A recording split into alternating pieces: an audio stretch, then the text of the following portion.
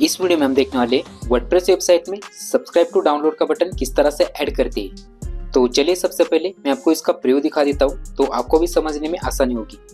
तो यहाँ पर आप देख सकते हो, ये रहा इसका प्रीव्यू। तो जो भी यूज़र होगा वो यूज़र यहाँ पर उसका नाम इंटर करेगा। उसका नाम इंटर करने के बाद यहाँ पर उसका ईमेल इंटर कर लेगा। ईमेल इंटर करने के बाद जो भी आपने फाइल डाउनलोड के लिए रखी है वो फाइल डाउनलोड करने के लिए उसको यहाँ पर क्लिक करना होगा। इस सब्सक्राइब के बटन पर क्लिक करके वो जो फाइल है वो फाइल यहाँ से डाउनलोड कर सकता है। तो इसको किस तरह से सेटअप करते हैं उसी के बारे में अभी हम देखने वाले हैं। तो उसके लिए हमें हमारे वर्डप्रेस के बैकएंड में आना होगा।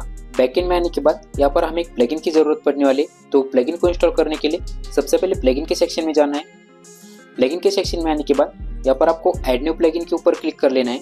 उसके बाद यहाँ पर आपको सर्च बॉक्स में इंटर करना है सब्सक्राइब टू डाउनलोड लाइट। तो ये कीवर्ड यहाँ पर इंटर करने के बाद आपके सामने इस तरह का एक प्लगइन आ जाएगा। तो इस प्लगइन को यहाँ पर आपको इंस्टॉल करके एक्टिवेट कर लेना है। अभी इस प्लगइन के एक्टिवेट हो जाने के बाद आपके वर्डप्रेस के डैशबोर्ड पर इसका जो ऑप्शन है यहाँ पर आपको इनेबल हो जाएगा। तो यहाँ पर आप देख सकते हो सब्सक्राइब टू डाउनलोड का जो ऑप्शन है वो यहाँ पर इनेबल हो चुका है। तो अभी इसके ऊपर आपको क्लिक कर लेना है। इसके ऊपर क्लिक करने के बाद इस प्लगइन का जो डैशबोर्ड है वो डैशबोर्ड यहाँ पर आपके सामने ओपन हो जाएगा।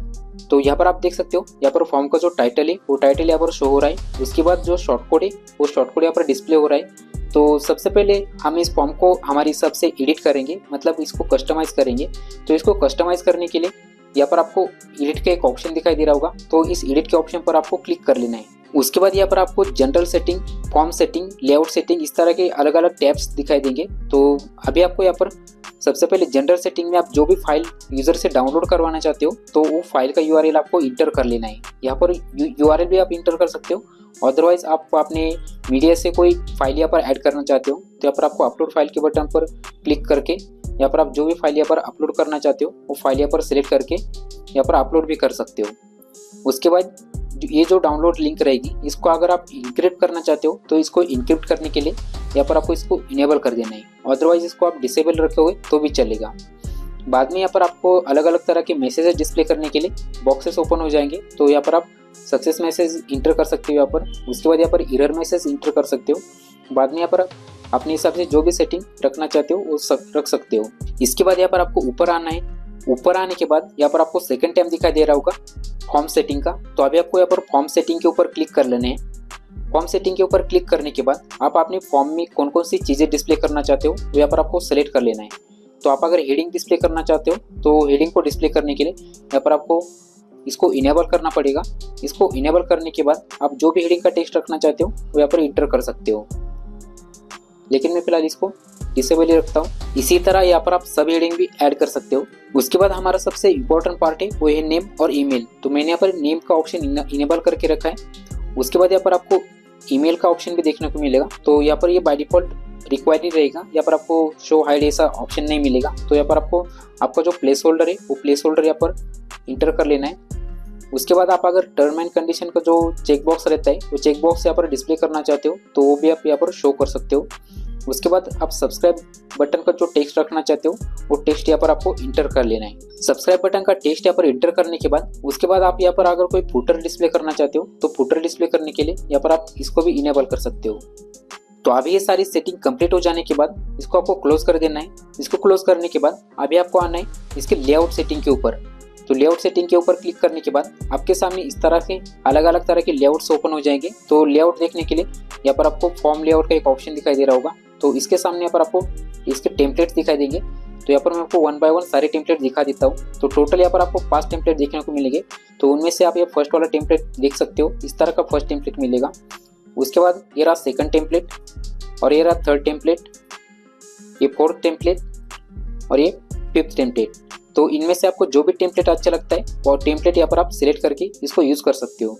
तो फिलहाल मैंने ये 4 वाला टेम्पलेट यहाँ पर सिलेक्ट किया है। उसके बाद आप उस टेम्पलेट की जो विड्थ है वो विड्थ हाइट यहाँ पर आप सेट कर सकते हो।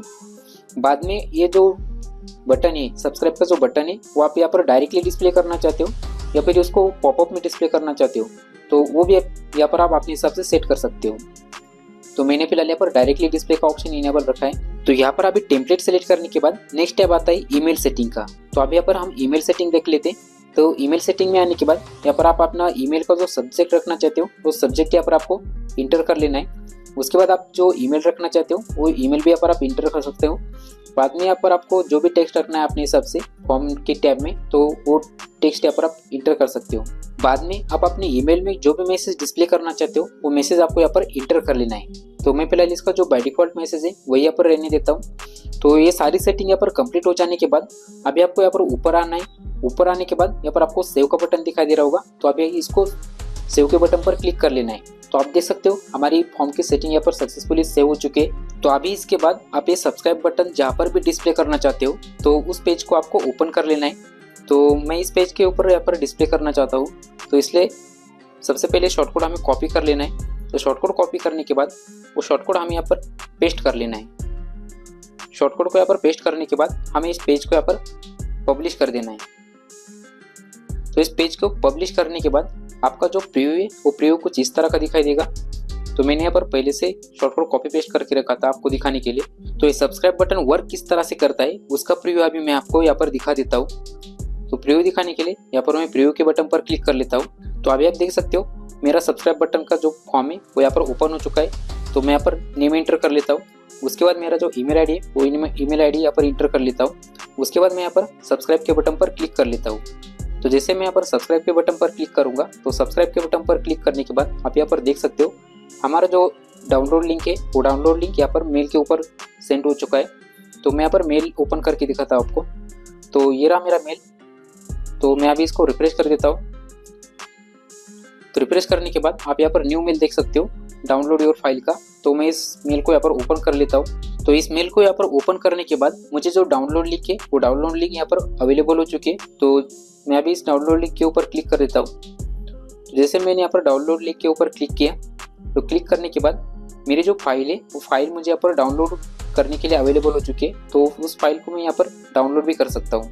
मतलब आपका जो यूज़र होगा वो यूज़र इस तरह से फाइल को डाउनलोड कर पाएगा।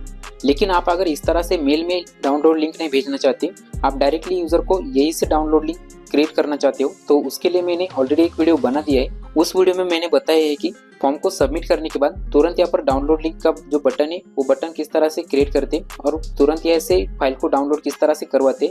तो आप अगर वो वीडियो देखना चाहते हो तो उसके लिंक आपको डिस्क्रिप्शन में और आई बटन पे मिल जाएगी। इसके बाद आपके साइट पर कितने यूजर्स ने सब्सक्राइब किया है आप अगर वो देखना चाहते हो तो उसके लिए यहाँ पर आपको सब्सक्राइब टू डाउनलोड के ऑप्शन में आना है। यहाँ पर आने के बाद यहाँ पर आपको सब्सक्राइबर के ऑप्शन पर क्लिक कर लेना है।